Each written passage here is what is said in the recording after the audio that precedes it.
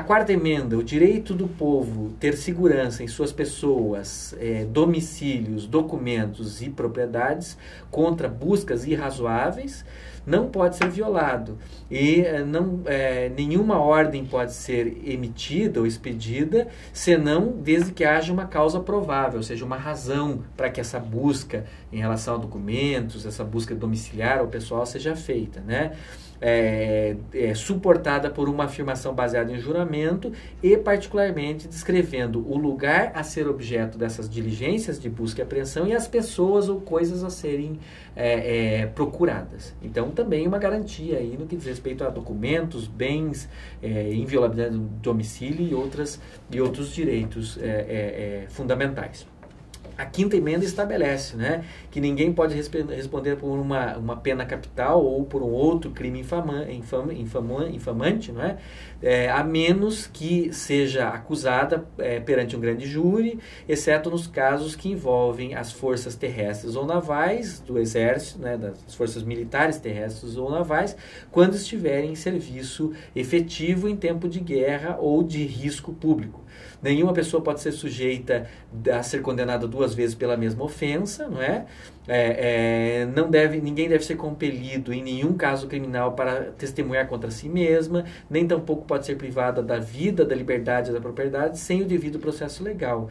E não deve a propriedade privada ser tomada para o público uso, ou seja, ser requisitada sem uma justa compensação. Então, como nós vemos aqui, tem uma série de garantias. Que a acusação criminal seja fruto do indiciamento perante o grande júri, que é um dos órgãos que tem poderes de instaurar processos criminais contra réus, determinar medidas de busca e apreensão, uma série de coisas, né? Também a garantia de que ninguém pode ser condenado 2 vezes pelo mesmo fato, né? A garantia contra a autoincriminação está presente ali, a garantia do devido processo legal, que é oriunda lá do direito britânico, como nós vimos, ela é recepcionada aqui no direito constitucional norte-americano e já está estabelecida aqui na quinta emenda, a garantia da propriedade privada contra a requisição, tudo isso vai aparecendo nessas emendas da Constituição norte-americana. Também, a sexta emenda, em qualquer processo criminal, o acusado deve gozar do direito a um julgamento público e célere por um júri imparcial do Estado e do distrito no qual o crime tenha sido cometido, cujo distrito tenha sido previamente estabelecido pela lei. Aqui nós temos uma garantia óbvia do juiz natural, né? Ou seja, o juiz pré-estabelecido em lei e normalmente o juiz do local dos fatos, bem como de ser informado sobre a natura e a causa da acusação, e de ser confrontado com as testemunhas contra si, bem como de ter um meio compulsório de obter testemunhos em seu favor, e também de ter assistência de um advogado em sua defesa. Então, vários direitos aqui: julgamento célere, júri imparcial, previamente estabelecido em lei, ser informado da acusação, poder contraditar testemunhas contra si, uma série de garantias do processo penal. A sétima emenda estabelece que nesses processos de common law, que normalmente são aqueles processos que dizem respeito a direito de propriedade, né, propriedade, posse e responsabilidade civil e matérias congêneres, quando o valor da controvérsia exceder $20, o direito de ser julgado por um júri deve ser preservado. Ou seja, nos Estados Unidos nós temos o direito ao júri não apenas circunscrito ao direito penal, mas também em matéria civil, desde que a causa exceda $20, embora esse direito seja disponível. Tanto no sistema britânico quanto no sistema norte-americano, o júri é uma instituição mais ampla e também tem competência em matéria civil, né?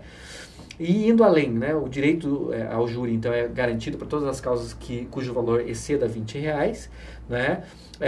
E o fato julgado por um júri não pode ser de outro modo reexaminado por nenhum tribunal nos Estados Unidos, senão de acordo com as regras do common law, ou seja, também é uma garantia da soberania dos vereditos do júri. A oitava emenda, né, ela estabelece que fianças excessivas não podem ser exigidas, nem multas excessivas podem ser impostas, e tampouco punições cruéis ou pouco usuais podem ser infligidas. Então, é uma limitação a vários tipos de penas, ou a garantia de que multas ou fianças não serão excessivas, né? A nona emenda estabelece que a enumeração pela Constituição de determinados direitos não pode ser utilizada ou interpretada para negar ou desmontar outros direitos que sejam titularizados pelo povo, né? Basicamente se trata disso. É uma garantia que esse rol de direitos que as emendas estabelecem não exclui outros direitos. É uma disposição parecida com o nosso parágrafo 2º do artigo 5º da Constituição. A 10ª emenda estabelece os poderes que não forem delegados pelos Estados Unidos pela Constituição, aqui está se referindo às autoridades federais, né, nem proibidos por eles para os estados, são preservados, ou seja, são titularizados aos estados, né, ou pelos estados respectivamente, ou pelo povo. Significa, as competências federais são enumeradas, as demais competências são dos estados ou do povo. É um princípio que até o nosso direito recebeu do direito norte-americano, embora lá seja um princípio mais operativo do que entre nós. A 13ª emenda é a emenda que promove a abolição da escravidão, como já dito. Não se admite nem escravidão ou servidão involuntária, exceto como punição por um crime e assim por diante. Então nós temos aqui a garantia, né, a abolição da escravidão, uma importante emenda à Constituição, importante proteção do direito fundamental à liberdade, né? A 14ª emenda é particularmente importante, é conhecida como Equal Protection Clause, né? Ou seja, a cláusula da igual proteção. Né? A seção primeira estabelece basicamente o seguinte: todas as pessoas nascidas ou naturalizadas nos Estados Unidos e sujeitas à sua jurisdição são cidadãos dos Estados Unidos e do estado no qual residem. Nenhum Estado pode elaborar, né, estabelecer ou aplicar nenhuma lei que possa restringir os privilégios ou imunidades dos cidadãos dos Estados Unidos. Ou seja, aqui é uma extensão da cláusula do devido processo e da cláusula de igual proteção para os Estados também. Essa emenda visava evitar uma interpretação segundo a qual certas restrições estabelecidas pelas emendas, notadamente pela 5ª emenda, só se aplicavam à União, mas não vinculavam, não restringiam os poderes dos Estados. Aqui a emenda é clara. Também os Estados não podem aprovar certos tipos de lei, também os Estados têm que observar o devido processo legal, como nós veremos, né? Indo adiante, tampouco deve qualquer Estado privar qualquer pessoa de sua vida, liberdade ou propriedade, senão através do devido processo legal, ou seja, de um processo regular perante um juiz pré-determinado, imparcial, com paridade de armas entre as partes, com exclusão de provas ilícitas, com possibilidade de produção de provas e uma série de garantias que caracterizam o devido processo legal, garantias mínimas das partes que caracterizam o devido processo legal.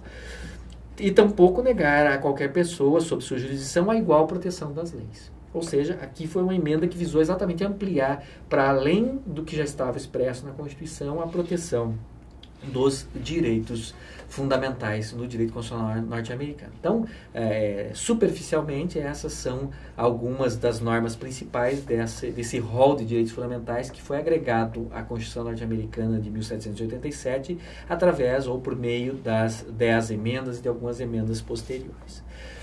A partir daqui, então, examinamos outro ponto do direito constitucional norte-americano, que é exatamente a organização dos 3 poderes. O poder legislativo primeiro, depois o poder executivo e, por fim, o poder judiciário, né? O legislativo, como nós já mencionamos, é bicameral. O órgão que exerce o poder legislativo nos Estados Unidos da América é denominado Congresso Nacional, não é? E é composto por 2 casas, ou 2 câmaras. Uma das câmaras é a Câmara dos Representantes, né, que equivale à nossa Câmara dos Deputados, a outra é o Senado Federal.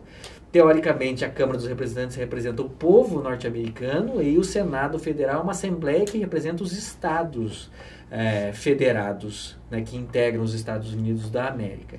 Isso é um tanto quanto ficcional. No passado, afirmar que o Senado era a Casa de Representantes dos Estados fazia mais sentido porque até 1913 quem escolhia os senadores eram as Assembleias Legislativas. Mas depois da 17ª emenda de 1913, os senadores passaram a ser eleitos pelo voto popular e aí ficou muito mais ficcional a ideia de que o Senado é uma casa de representação dos Estados. Mas é assim que ele é justificado na estrutura do bicameral do Legislativo norte-americano, né? Ele se justifica e é explicado como uma casa de representação dos estados paralela à Câmara dos Deputados, que é uma casa de representação do povo.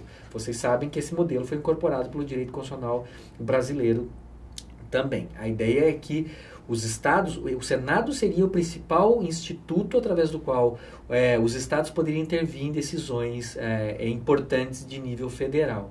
Nós já vimos que o federalismo não é apenas autonomia, mas também é participação. E a participação se traduz em alguns institutos, e um deles é exatamente a presença do Senado Federal, em tese, porque através ou por meio do Senado que os estados podem influir em diversas matérias, como no processo legislativo federal, na aprovação de autoridades como juízes federais, que são nomeados pelo presidente da República, e numa série de outros atos envolvendo tratados internacionais, declaração de guerra, celebração de paz. Então, em tese, o Senado é a casa do Congresso Nacional que dá vazão à interferência dos estados nessas importantes decisões federais.